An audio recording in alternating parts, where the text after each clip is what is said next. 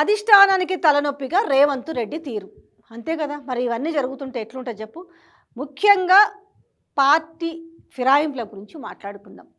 తెలంగాణలో జరుగుతున్న ఫిరాయింపులు కాంగ్రెస్ పార్టీ సిద్ధాంతానికి, పార్టీ అగ్రనేత రాహుల్ గాంధీ చెప్పిన దానికి వ్యతిరేకంగా ఉండడంతో ఇంటా బయట ఇరకాటాన్ని సృష్టిస్తున్నాయి.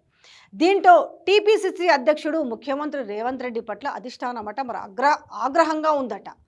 పార్టీ ఫిరాయింపులను ప్రోత్సహిస్తున్న రేవంత్ రెడ్డి చర్యలు పాంచన్యాయ సిద్ధాంతానికి, పార్లమెంట్ ఎన్నికల్లో రాహుల్ గాంధీ చెప్పిన దానికి వ్యతిరేకంగా ఉన్నాయంటూ పార్టీ సీనియర్ నేత ఎమ్మెల్సీ టి జీవన్ రెడ్డి వ్యక్తం చేసిన ధర్మాగ్రహంలో న్యాయం ఉన్నదని పార్టీ పెద్దలు మరి ఏకీభవిస్తున్నారు కదా. జీవన్ రెడ్డితో స్వయంగా మాట్లాడడానికి ఆ పార్టీ అగ్రనాయకురాలు సోనియా గాంధీ ఢిల్లీకి ఆహ్వానించడం, తెలంగాణ కాంగ్రెస్లో ప్రకంపనలు సృష్టిస్తున్నది. రేవంత్ రెడ్డి తన సొంత ఎజెండాతో స్వీయ ప్రయోజనాల కోసం పార్టీ ప్రయోజనాలను ఫలంగా పెడితే భవిష్యత్తులో పార్టీ పరిస్థితి ఏమిటని కాంగ్రెస్ అధిష్టానం ఆందోళన చెందుతున్నది. అసలు ఫిరాయింపులపై ఎందుకు లొల్లి జరుగుతున్నది? తెలంగాణలో అధికార కాంగ్రెస్ పార్టీకి పూర్తి మెజారిటీ ఉన్నప్పటికీ అవసరం లేకున్నా ఇతర పార్టీల ఎమ్మెల్యేలను పార్టీలో చేర్చుకోవడం, పార్టీ కోసం మొదటి నుంచి కష్టపడిన వారిని పక్కన పెట్టడం, ఇది మన తెలంగాణలో జరుగుతుంది కదా, బాగా చూస్తున్నాం కదా. సీనియర్లను సైలెంట్ చేయడం, పాంచన్యాయకి వ్యతిరేకంగా ఫిరాయింపులను ప్రోత్సహించడం, పార్టీ అగ్రనేత రాహుల్ గాంధీ ఎన్నికల ప్రచారంలో చెప్పిన దానికి విరుద్ధంగా ఎమ్మెల్యేలను చేర్చుకోవడం, ఒక పార్టీలో గెలిచి మరొక పార్టీలో చేరడాన్ని గతంలో తీవ్రంగా ఎండగట్టిన రేవంత్ రెడ్డి ఇప్పుడు స్వయంగా ఇందుకు వడికట్టడం వంటి పరిణామాలు కాంగ్రెస్ పార్టీలో చిచ్చు రగిలించాయి. దీంతో పాత కాంగ్రెస్ నేతలకు కొత్తగా చేరిన వారికి మధ్య అగాధం ఏర్పడుతుంది. పార్టీలో మునుపప్పుడు లేని విధంగా సీనియర్లు, జూనియర్లు, పాతవారు, కొత్తవారు అనే వివాదం ముదురుతున్నది. పార్టీలో మొదటి నుంచి ఉంటూ పార్టీ అధికారంలో లేనప్పుడు సైతం కష్ట నష్టాలను ఓర్చుకుంటూ పనిచేసిన నాయకులకు భవిష్యత్తు ప్రశ్నార్థకంగా మారింది. పార్లమెంట్ ఎన్నికల్లో కేంద్రంలో అధికారం అతి చేరువకు వచ్చి అందకుండా పోవడం నుంచి ఇంకా తేరుకోకముందే తెలంగాణలో రేగిన ఫిరాయింపుల చిచ్చు తలనొప్పిగా మారడంతో కాంగ్రెస్ అధిష్టానం ఆగ్రహంగా ఉన్నట్లు ఢిల్లీలో మకాం వేసిన ఆ పార్టీ నాయకుడు చెప్పుకుంటూ వస్తున్నారు. అసలు మరి కర్ణాటకలో ఈ పరిస్థితి లేదు కదా. దక్షిణాదిలో కాంగ్రెస్ పార్టీ కర్ణాటక, తెలంగాణ రాష్ట్రాల్లో మాత్రమే అధికారంలో ఉంది.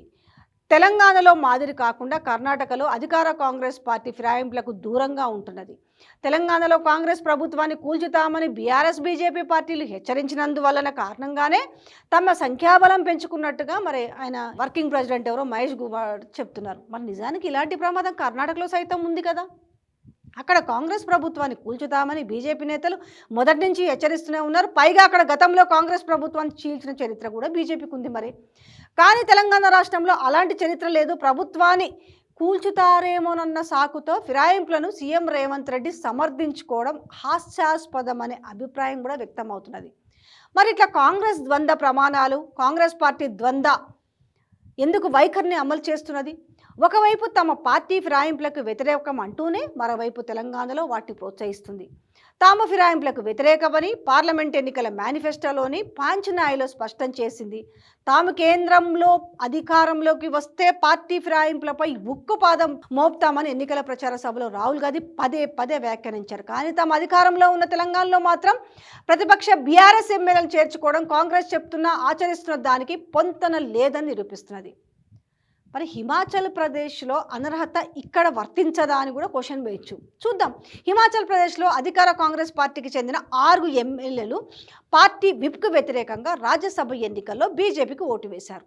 దీంతో అక్కడ కాంగ్రెస్ పార్టీ ఫిర్యాదు చేయగానే స్పీకర్ ఆ 6గురిపై అనర్హత వేటు వేశారు. దీన్ని సవాల్ చేస్తూ విప్ను ధిక్కరించిన ఎమ్మెల్యేలు సుప్రీంకోర్టును ఆశ్రయించగా స్టే ఇవ్వడానికి నిరాకరించింది. అదే కాంగ్రెస్ పార్టీ తెలంగాణలో ప్రధాన ప్రతిపక్షం బీఆర్ఎస్కు చెందిన 5 ఎమ్మెల్యేలను పార్టీలో చేర్చుకున్న నేపథ్యంలో వారిపై అనర్హత వేటు వేయాలని స్పీకర్కు లిఖితపూర్వకంగా ఫిర్యాదు చేసినా ఇప్పటి వరకు ఎలాంటి చర్యలు తీసుకోలేదు.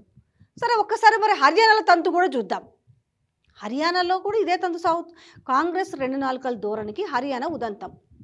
అక్కడ కాంగ్రెస్ ఎమ్మెల్యే కిరణ్ చౌదరి ఇటీవల బీజేపీలో చేరిండు. దీంతో అక్కడ కాంగ్రెస్ పార్టీ నేతలు పెడబొబ్బలు పెడుతున్నారు. రాజ్యాంగంలోని 10వ షెడ్యూల్ సెక్షన్ 21A ప్రకారం సదరు ఎమ్మెల్యేపై అనర్హత వేటు వేయాలని కోరుతూ స్పీకర్ ఫిర్యాదు చేశారు.